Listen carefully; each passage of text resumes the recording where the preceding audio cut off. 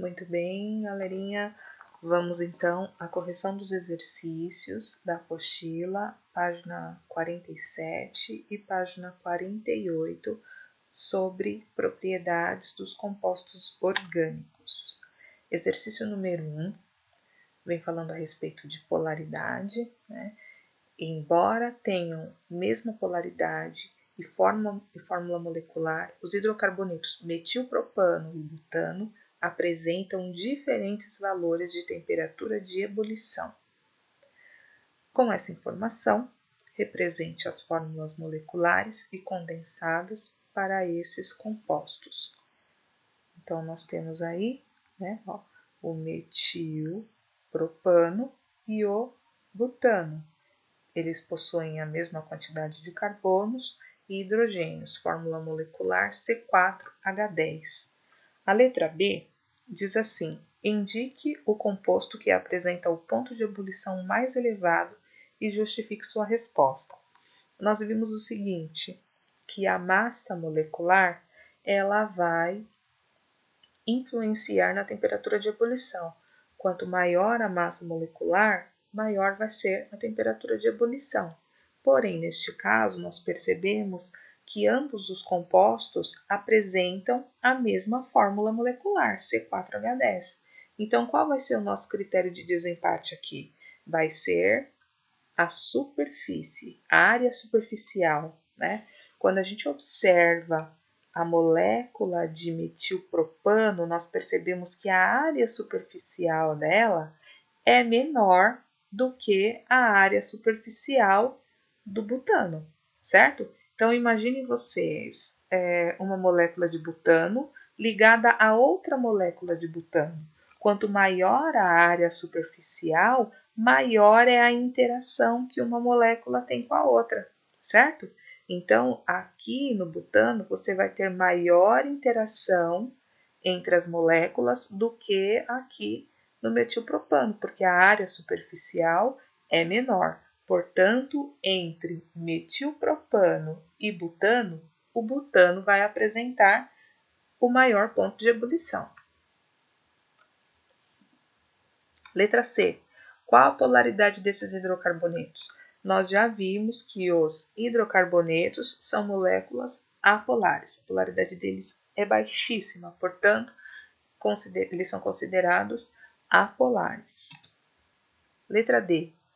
Descreva o tipo de interação predominante nessas moléculas. A gente viu pelo menos 3 tipos, né, de forças intermoleculares que são as mais importantes. Okay? Nós vimos que para moléculas apolares, que tipo de interação? Dipolo instantâneo e dipolo induzido, ou também conhecido como forças de London. Okay? Exercício número 2. Identifique as forças intermoleculares mais comuns e o grupo de moléculas em que predominam os diferentes tipos de interações. Então, como eu acabei de falar, nós vimos 3 tipos. Nós vimos dipolo instantâneo e dipolo induzido, ou forças de London. Nós vimos dipolo-dipolo, ou dipolo permanente.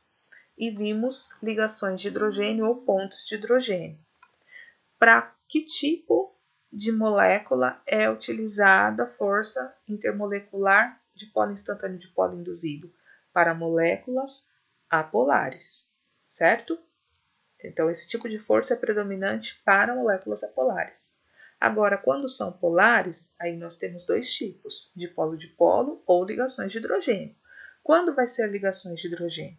Ligações de hidrogênio ocorre quando? Quando você tem o hidrogênio ligado a um átomo que tem um raio pequeno e alta eletronegatividade. Então, toda vez que você tem hidrogênio ligado a flúor, ou hidrogênio ligado a oxigênio, ou hidrogênio ligado a nitrogênio, nós temos então ligações de hidrogênio, ok? Ou pontos de hidrogênio. Do contrário, você vai ter dipolo-dipolo, ok? Então, dipolo-dipolo e pontos de hidrogênio são para moléculas polares. Exercício número 3. Está pedindo para nós citarmos algumas propriedades físicas dos compostos orgânicos que podem ser estimadas com base no conhecimento das estruturas e das interações entre as moléculas desses compostos. Nós vimos solubilidade, né? Semelhante dissolve semelhante, ponto de fusão, ponto de ebulição, polaridade, né? Todas essas são propriedades dos compostos orgânicos. Exercício número 4. O exercício número 4 diz o seguinte: para remover a graxa das mãos, o mecânico geralmente utiliza querosene ou gasolina, todos derivados do petróleo. Com base nesse exemplo, explique por que os hidrocarbonetos são solúveis em solventes orgânicos, mas não são solúveis em água. Olha só, aqui vem aquela regrinha que nós comentamos. Semelhante dissolve semelhante. Uma substância polar só vai se dissolver em um solvente polar. Uma substância apolar só vai se dissolver em um solvente que seja apolar. Portanto, graxa é uma substância apolar.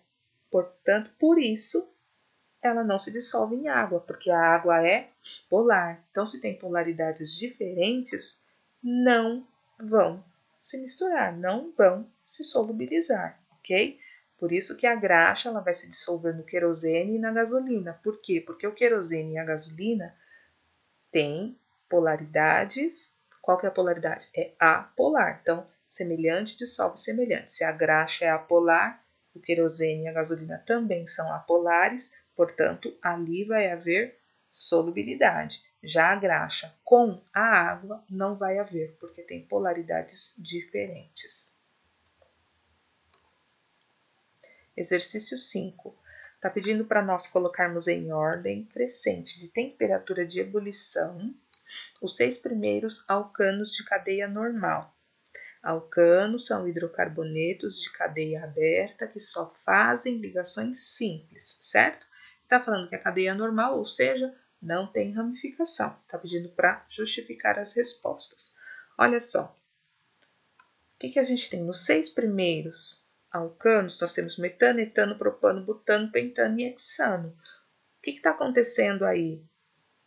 Está aumentando o número de carbonos e hidrogênios. O metano tem 1, o etano tem 2, o propano tem 3 e assim sucessivamente. Quanto maior a massa molar do composto, quanto maior a cadeia carbônica, maior vai ser a temperatura de ebulição, certo? Então, se o metano tem a menor cadeia, tem a menor massa molecular, ele vai ter ponto de ebulição menor que o etano, que vai ter menor que o propano, que vai ter menor que o butano, que vai ter menor que o pentano, que vai ter menor que o hexano, certo? Então, quanto maior a massa do composto, maior vai ser o ponto de ebulição dele.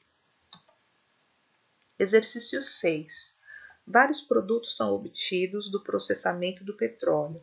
Uma das etapas do processamento é a destilação fracionada. No gráfico ao lado, é apresentada uma relação entre o ponto de ebulição e o número de carbonos das moléculas. Aí nós temos aí o gráfico, ok? Com respeito ao processamento do petróleo, responda as questões. Letra A.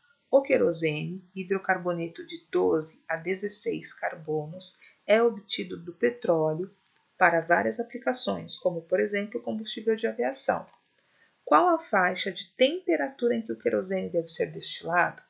O que a gente precisa fazer aqui? Olha só, ele citou que o querosene ele varia de 12 a 16 carbonos. O que você vai fazer? Pega uma reguinha, um esquadro. Um esquadro seria excelente, tá? Porque como esse gráfico não é muito preciso, o que você faz? Ó, encontra aqui, ó, 12 carbonos, bate na curva e vai para o eixo da temperatura. Vai dar mais ou menos 120. Depois você faz a mesma coisa aqui no 16. Sobe, bate na curva e vai para o eixo da temperatura. Então, essa temperatura ela vai variar, né? Vai ser a gente só pode falar aproximadamente, porque o nosso gráfico não tem precisão, ok? De 120 a 200 graus Celsius, ok? Letra B.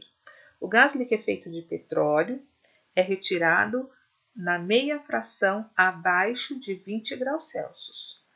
qual a composição, ele quer saber em número de carbonos, né, do GLP. Vamos voltar aqui. Ele falou 20. O que você vai fazer? Agora você vem aqui no eixo da temperatura, ok? Encontra aí mais ou menos, né, 20 graus, bate na curva e desce, ok? E desce.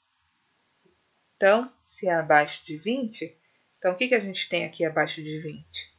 Nós teremos 3 e 4, ok? No caso, o gás que a gente utiliza, o gás de cozinha, a composição dele é butano e propano, ok? Então, 3 carbonos e 4 carbonos.